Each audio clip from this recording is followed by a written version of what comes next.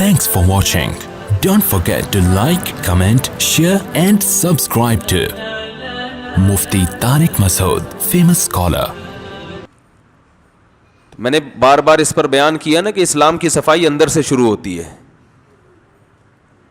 اکثر غیر مسلموں کی صفائی باہر سے. باہر زیادہ صاف, انٹیریئر جتنا اندر جائیں گے نا اتنا گندا ہوتا چلا جائے گا معاملہ. سب نہیں, عمومی طور پر ایک بات کر رہا ہوں. اسلام کہہ رہا ہے انٹیریئر بہت زیادہ صاف ہوگا. سب سے پہلے حلال کھاؤ, گند کھاؤ نہیں, کتے بلی کھانے کی اجازت نہیں ہے.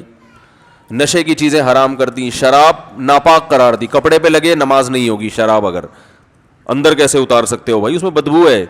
بدبودار چیزیں پاک ہوتی ہیں کہ ناپاک؟ اندر نہیں اتار سکتے. گند ہے, گند. خون نہیں پی سکتے. ایسے قوم بھی ہے نا, میں نے وہاں تنزانیہ میں ایک جنگلی لوگوں کی ویڈیو بنائی تھی جو خون پیتے ہیں جانور کا. عجیب ان کے چہروں میں وحشت. تو خون نہیں پی سکتے, یہ گند ہے. آپ کھاؤ اچھی پاکیزہ چیزیں. پاکیزہ چیزوں کی جہاں تک بات آئی ہے نا, دیکھو کچھ چیزیں ہوتی ہیں پاکیزہ, کچھ چیزیں ہوتی ہیں طیب. طیب کا معنی پاکی, یعنی پاکی سے بھی اوپر کی چیز ہے یہ.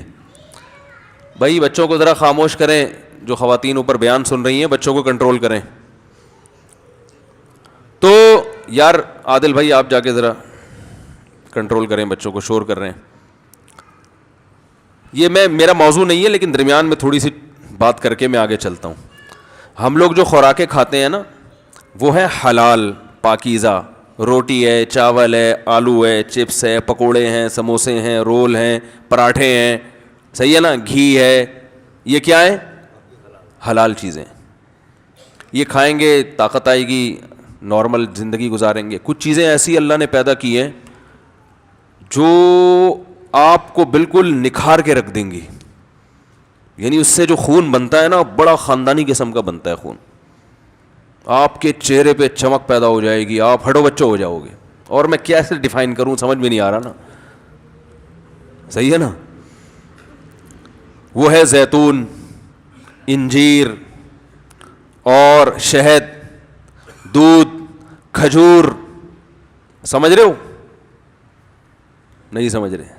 دودھ وہ نہیں جو بھینس سے نکالا, انجیکشن لگا ہوا, پھر اس نے گوالے نے اپنا دودھ بھی ملایا اس میں, یعنی جو اس کے پاس پاؤڈر واڈر اویلیبل تھا. پھر اس کو آپ نے بوائل کیا, پھر فریج میں رکھ دیا. 3 دن بعد اس کی جو اجزائے ترکیبی ہے نا, یعنی اس کا فارمولہ ہی چینج کر دیا. ٹھیک ہے, دودھ کا ایک ڈاکٹروں کی نظر میں فارمولہ ہوتا ہے. دودھ جب فریز ہوتا ہے نا تو باندی پن پیدا ہو جاتا ہے اس میں. تو دودھ کے صحیح فائدے اٹھانے ہیں نا, بالکل ہٹو بچوں قسم کا دودھ پینا ہے, تو ادھر جانور کے تھن سے دودھ نکالا اور فوراً پی گئے. یہ والا دودھ آپ چند دن پی کے دیکھیں, اپنی صحت دیکھنا, اپنا پیٹ کا سسٹم دیکھنا, آپ ایسیڈیٹی ختم اور زبردست ہٹو بچوں کام ہو جائے گا آپ کا.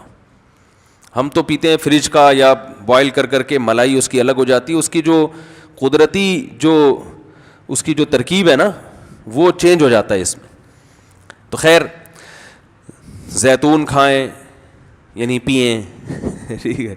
انجیر ہے, کھجور ہے. ہمارے نبی صلی اللہ علیہ وسلم کے گھر حضرت عائشہ فرماتی ہیں 2 مہینے کھجور اور پانی کے علاوہ کچھ بھی نہیں کھایا جاتا تھا.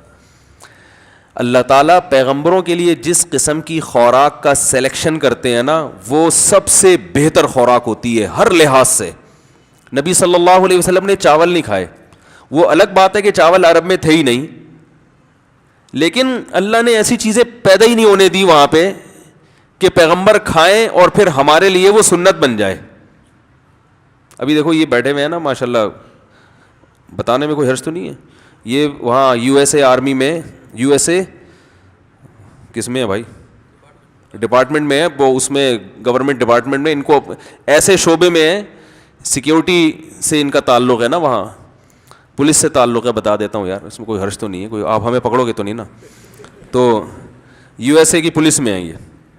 تو ان لوگوں کی ٹریننگ بہت ٹف قسم کی ٹریننگ ہوتی ہے. جب یہ پچھلے سال مجھ سے ملنے آئے تھے ماشاءاللہ کافی اچھے موٹے تازے تھے یہ.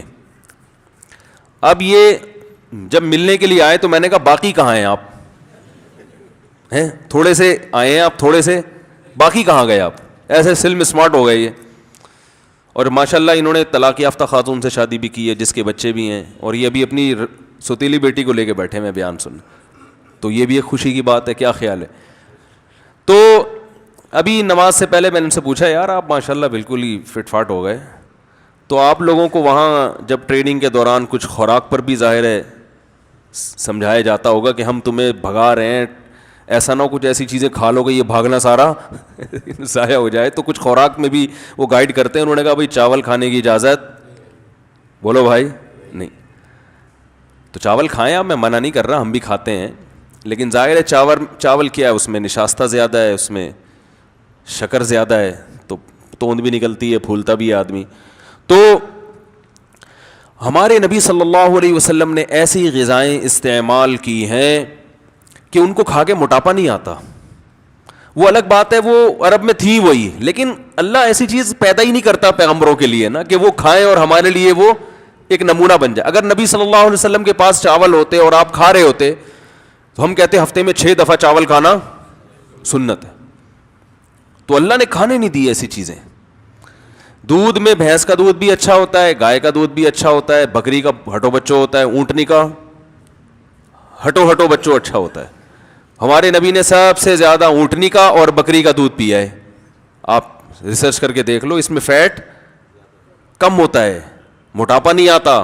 موٹاپا پیدا کرنے والی چیزیں ہمارے پیغمبر نے اور صحابہ نے کھائی نہیں ہیں.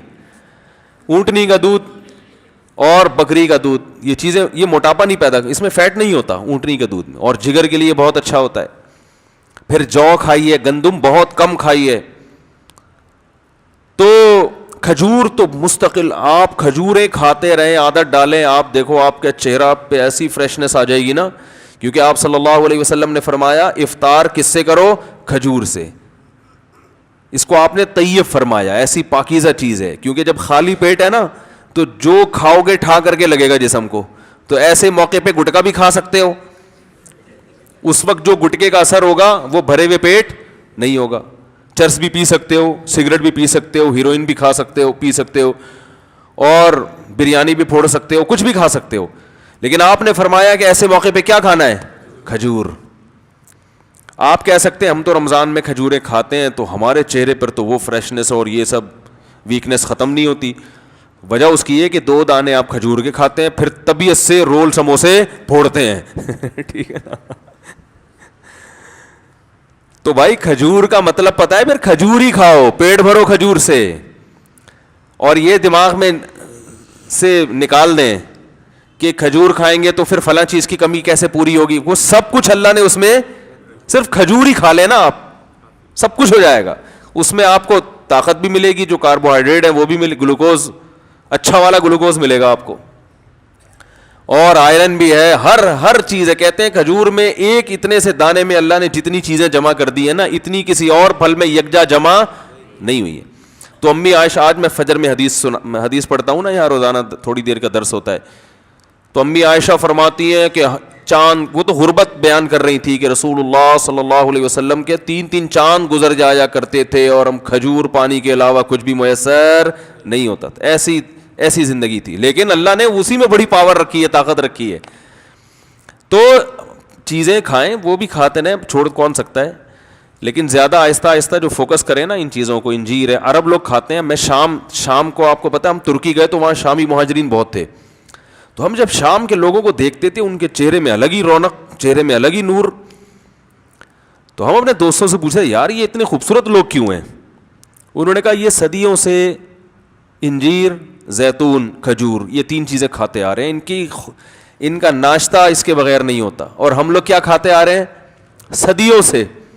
پراٹھے پھوڑتے آ رہے ہیں, جیم کے ساتھ مکھن بھی ہمارا پتہ نہیں کون سا والا مکھن ہوتا ہے بھائی, جس نے جو لا کے مکھن کے نام پہ پکڑا دیا وہ کھانا شروع کر دیا ہم نے. تو خیر یہ میرا موضوع نہیں ہے, پھر بات ادھر کو چلی جاتی ہے.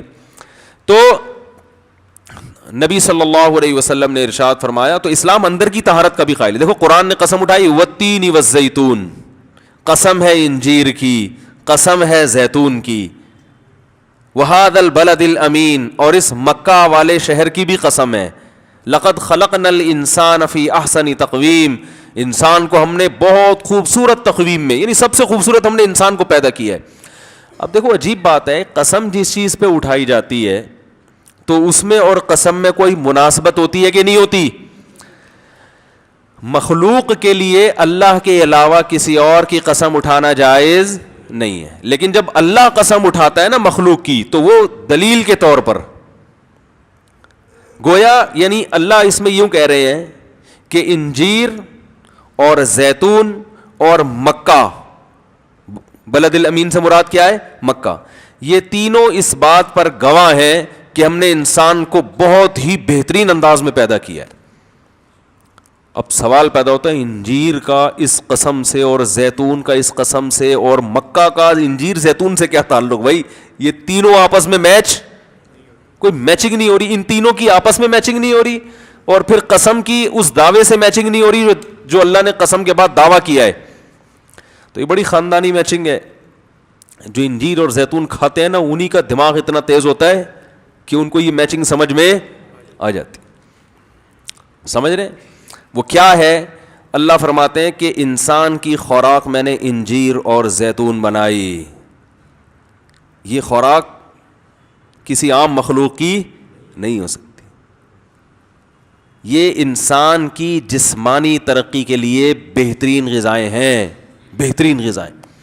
اور مکہ انسان کی روحانی ترقی کے لیے, کیونکہ مکہ وحی کا مرکز ہے. تو تہذیب یافتہ زندگی گزارنے کے لیے گائیڈنس اس کو کہاں سے مل رہی ہے؟ مکہ سے, جو اس کی روح کو طاقت دے رہا ہے. اگر مکہ میں وحی نازل نہ ہوتی انسان تہذیب سے دور ہوتا, زنا کر رہے ہوتے, گے میرج کو حلال کر دیا ہوتا, ہومو سیکس کو جیسے کر دیا انہوں نے, ابا کو اولڈ ہوم میں جمع کرا رہے ہوتے, ہم بھی کرا رہے ہوتے. ہم کیوں نہیں کراتے بھائی؟ ارے ابا اماں کو ہم کیوں گھر میں خدمت کرتے ہیں؟ مذہب کی وجہ سے نا. کیا خیال ہے بھائی؟ ورنہ تو ہم ہر چیز میں گوروں کو فالو کر رہے ہیں, تو پھر ابا کو گھر میں کیوں رکھا ہوا ہے؟ گورے تو ابا کو گھر میں نہیں رکھتے. بھائی نہیں سمجھ میں آ رہا تو بتا دو, میں گھر چلا جاتا ہوں.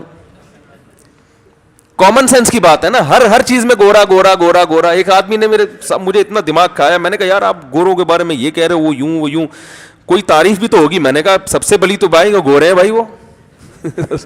میں نے کہا کہ ان کی جو خوبی ہے میں ان کا تھوڑی انکار کرتا ہوں.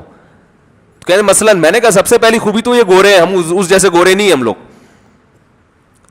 تو اور خوبیاں بھی ہیں, میں خوبیوں کا منکر نہیں ہوں بھائی, لیکن میں یہ کہہ رہا ہوں کہ ہم تو چاہے خوبیاں ہو خامیاں ہو ہر چیز میں ان کو فالو کر رہے ہیں نا.